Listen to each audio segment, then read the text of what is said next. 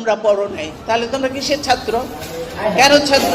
তোমরা কেন ছাত্র দল করবে, বা তোমরা যুবদলই বা কেন করবে? যারা এই বস্তি থেকে দিয়ে বস্তির ছেলে পেলে এনে দল করতে যাবে না।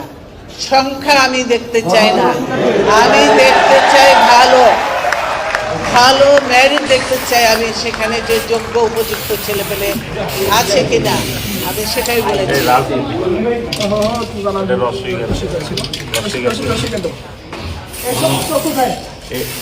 এটা রসিক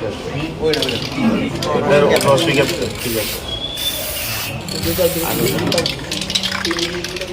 চলবে না, কি হবে এমনি সিলেক্ট চলবে না।